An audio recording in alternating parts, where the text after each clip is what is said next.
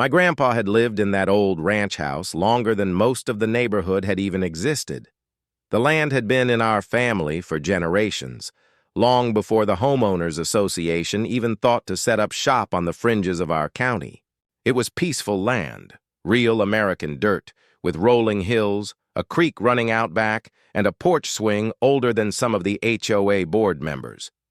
Grandpa didn't have much to say about politics or drama, but when he did speak, you listened. And yet, while I was gone overseas handling a private security contract, the HOA tried to throw him off that very land. It started with letters. They always start with letters, quiet, smug little envelopes with fancy headers and ridiculous demands. They cited violations like unauthorized modifications to property facade, which turned out to be Grandpa repainting the barn red again, just like it had always been. They complained about his chickens, his antique tractor, even his flagpole. But Grandpa, being the man he was, ignored them. He'd fought in Korea, built that home with his bare hands. The HOA was just noise until they escalated. While I was away, 12 time zones and 2 continents distant, I got a text from our neighbor, Terry. Just 2 words, "They're here." Attached was a blurry photo of 3 HOA board members standing on Grandpa's porch, flanked by 2 local deputies I didn't recognize. Terry wasn't one to overreact. If he said they were trying something, I knew it was serious. My heart sank. I called Grandpa. No answer. I called again. Still nothing. The next morning, I was on a plane back home, and what I came back to would change everything. The flight felt like it took a year. I barely slept, constantly checking my phone, hoping for a message from Grandpa or Terry. I landed before dawn, my boots hitting the ground like I was marching into a war zone. The ride out to the ranch was dead quiet, just the sound of tires humming and my heartbeat pounding like a drum. When I pulled up to the property, I almost didn't recognize it. Yellow tape was roped across the front gate like it was a crime scene. The porch swing had been torn off and tossed into the yard. The chicken coop was empty. No clucking, no movement, just silence. Then I saw the notice posted on the front door, an order of eviction, stamped with the HOA's smug little logo. My blood boiled. I pushed the door open. The place was dark, dusty, and eerily still. Then I heard a soft rustle from the living room. That's where I found Grandpa, sitting in his old recliner wrapped in a blanket, looking tired, but not broken. "They came with papers," he said simply. "Told me I had 2 days to vacate. Brought those deputies and everything. Told them I wasn't leaving." He sipped from a lukewarm cup of coffee, hands steady. That was my grandpa. Stoic. Calm. But I could see the pain behind his eyes. They'd rattled him, and that was unacceptable. "I'm here now," I told him. "They messed with the wrong family." I spent the next 48 hours gathering every shred of documentation I could. Land deeds, tax records, photos of the property. From before the HOA even existed. I called in a favor from an old Army buddy who worked in real estate law. By the 3rd day, I had a case file thicker than the HOA's rule book. But I wasn't stopping there. I visited Terry, who filled me in on everything. The HOA had been trying to reclaim properties around the edge of their development. Apparently, they'd drawn up some zoning plan to absorb nearby lots under their jurisdiction, even ones that clearly weren't part of the original HOA agreement. Grandpa's land, being right on the border, was their first test case. "They figure an old man wouldn't fight back," Terry said, shaking his head. "They don't know who they're messing with." That night I drove into town. I met with the sheriff, the real sheriff, and explained what had gone down. Turns out the deputies the HOA brought weren't officially assigned that day. They were off duty and moonlighting as community enforcement, a side gig some of the HOA-funded neighborhoods paid for. Not only unethical, it bordered on illegal. I had enough now. Enough to make some noise. I started with a formal complaint to the county. Then I filed for an emergency injunction against the HOA for illegal eviction procedures. But the real move came next. I reached out to a few old contacts from my time overseas. People in private security, law enforcement, and federal zoning. The kind of people who make things happen. One of them, a retired federal marshal, had the connections to get the state attorney general's office to review the HOA's practices. And, just like that, the gears started turning. Within days, investigators were on site. Inspectors, lawyers, even a news crew from the local station, thanks to a well-placed tip. The HOA board squirmed. They weren't used to people fighting back, let alone someone with the kind of backup I had. They'd assumed they could bully an old man off his own land and no one would bat an eye. Big mistake. I stood in front of the HOA president during a county mediation hearing. He was a wiry guy in a polo shirt 2 sizes too tight, looking like he'd rather be anywhere else. I laid out the timeline, the documents, the illegal actions. Their lawyer fumbled. Their president sweated. The county panel looked furious. When the ruling came down, it was clear and swift. The HOA had no jurisdiction over my grandfather's land. Their eviction order was null and void. The deputies who assisted were reprimanded, and the HOA was slapped, with a hefty fine. But that wasn't enough for me. I filed a civil suit for emotional distress and unlawful interference. And while that case moved forward, I started my own little project. I bought the empty lot next to Grandpa's ranch, and I began construction. Not a home, not a business. A veteran-run community center with a legal team, a real estate advisor, and a neighborhood watch group made of former military and retired law enforcement. Our mission? Make sure no HOA ever tried this kind of abuse again, because while I was away, they thought they could attack the weak. But I came back, and now they had to deal with me. They always say the storm hits hardest when the skies look calm. That was the kind of week it was. After the mediation hearing, the HOA had gone eerily silent. No letters, no calls, no smug board members pacing the edge of Grandpa's land, pretending they had jurisdiction. But I knew better. People like that don't quit when they're wrong. They just regroup, rebrand, and retaliate. And that retaliation came exactly 4 days later. It was a Friday. I was hauling fencing materials out near the back edge of Grandpa's property when I heard the hum of engines rolling up the gravel road. 3 black SUVs, tinted windows, spotless paint, and a little too coordinated for coincidence. Sure enough, the doors swung open, and out stepped 3 uniformed men with clipboards, flanked by a woman in a navy blazer holding a leather-bound folder. She strutted up like she owned the place. "Good afternoon. I'm Angela Dwyer, representing the Homeowners Association. We're here for a follow-up inspection under Community Zoning Protocol 8B. I didn't respond right away. I just set the post hole digger down, wiped the sweat from my brow, and looked her in the eye. "Ma'am," I said calmly, "this isn't your community. This isn't your land. And I don't care what your clipboard says. You're trespassing." She smirked, like she was dealing with a child. "Sir, per the revised parcel zoning filed with the county's secondary planning committee, this land now falls within reviewable boundaries for compliance under environmental and visual standards." That's when one of the uniformed guys stepped forward.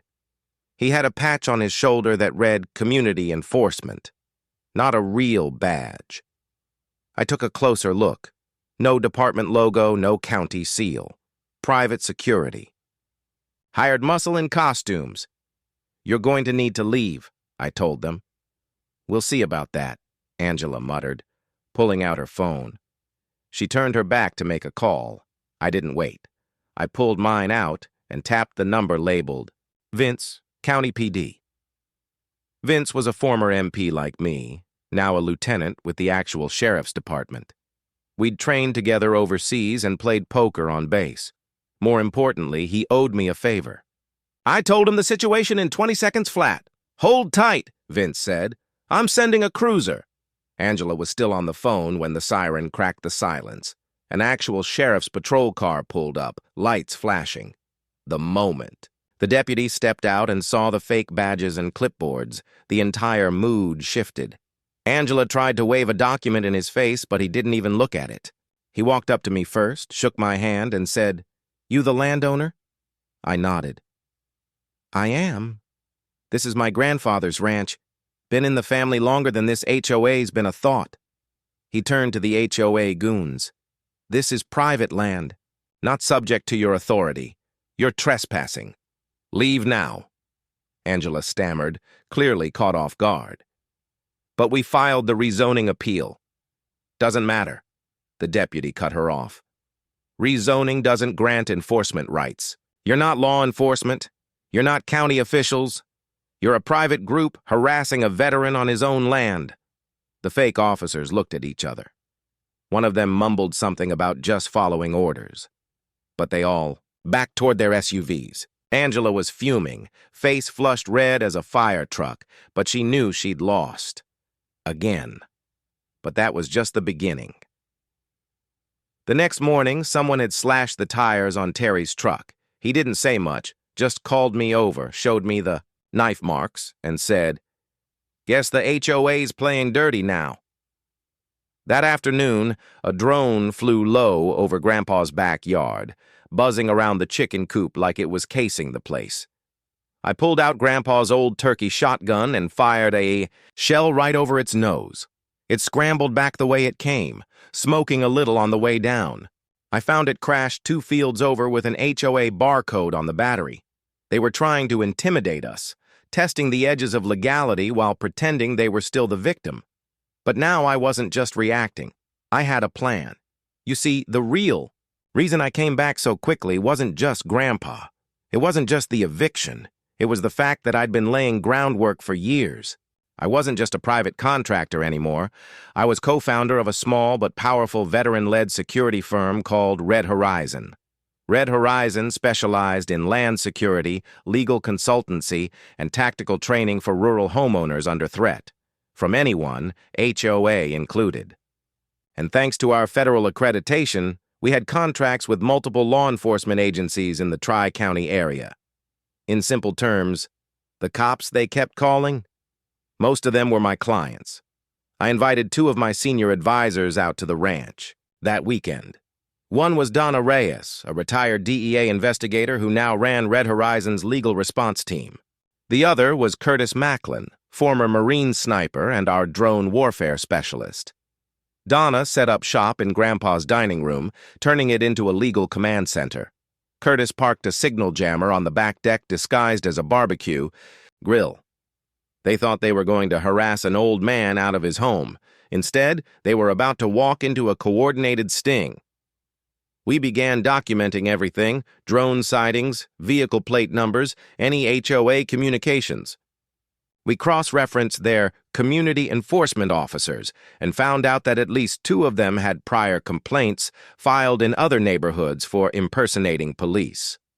Donna filed restraining orders against 5 individuals and issued formal cease and desist letters backed by state case law. Curtis launched a private counter-drone protocol and posted the results on a public video channel under the name HOA Flyboys Meet Reality. It went viral in under 48 hours. People were flooding our inbox with HOA horror stories. Families being bullied, elderly folks fined for flowers in the wrong color pots, veterans being told to remove flags. And just like that, Red Horizon's mission gained traction. We weren't just defending Grandpa anymore, we were starting a movement. Angela Dwyer showed up again the following Thursday, this time with a full video crew. She was clearly trying to spin things, create a hostile homeowner narrative, maybe even bait us into reacting. Too bad for her, I'd already cleared it with the sheriff's office and county officials. We had permits. We had papers. We had people watching. She strutted up with her cameraman filming over her shoulder. "You've been operating a private business on residential land without a license," she declared, gesturing to the equipment out front. "We have the right to inspect and cite." "No, you don't," I cut in. I held up a signed letter from the county supervisor stating that our temporary legal operations center was authorized under emergency protective provisions. The sheriff's cruiser rolled up not 5 seconds later, right on cue. Vince stepped out. "You again," he said to Angela. "Back so soon?" Angela tried to hand him a USB stick with what she claimed was drone footage of violations. Vince didn't even touch it. "Ma'am, you're bordering on criminal harassment. I suggest you leave before you make this worse." Angela's face twitched. She turned to the camera crew and whispered something, and they turned it off. Her whole tone shifted. "This isn't over," she hissed. "No," I told her. "But it's about to be." Because that morning, Donna had filed a class action suit. Over 30 families from around the county joined in, many of them forced out of their homes by the HOA's predatory behavior. We had testimonies, documentation, video proof, and Red Horizon. We offered every one of them pro bono representation. The due storm was coming, and this time we were driving it. Grandpa watched all of this from his recliner with a quiet smile. He didn't say much, never did. But every once in a while he'd glance out the window and mutter something like, "'Bout time someone stood up to him." I nodded. "Not just someone, Grandpa, us." Then the final strike came. The HOA called a private security firm of their own, hired muscle in full tactical gear, trying to one-up our presence. They rolled into the neighboring lot at dusk, trying to intimidate us with SUVs and men in black. What they didn't know was that our team had already flagged them. We had surveillance running. We had their plate numbers. And Curtis had filed a federal complaint for unauthorized militia activity under the state's paramilitary regulation laws. Before midnight, a state police task force swept in and detained, half of them for weapons violations and impersonation of law enforcement. It made the front page of the local paper. Paramilitary force hired by HOA detained after illegal standoff. Angela Dwyer resigned the next day. The HOA's board dissolved a week later, and 2 months after that, the county passed a new ordinance limiting HOA enforcement powers beyond their original deeded boundaries, based on the legal precedents set. By our case, we didn't just beat them, we rewrote the rules. Grandpa's land was safe. Our new community center was thriving. Families that had been forced out were moving back in. Red Horizon had more requests than we could handle, but we kept our mission simple. Protect the people who built this country from the ones trying to regulate them out of it. Because the next time some smug little HOA thinks they can bully a veteran off his land, they won't just be facing a stubborn old man. They'll be facing all of us. And this time, the cops they call work for me.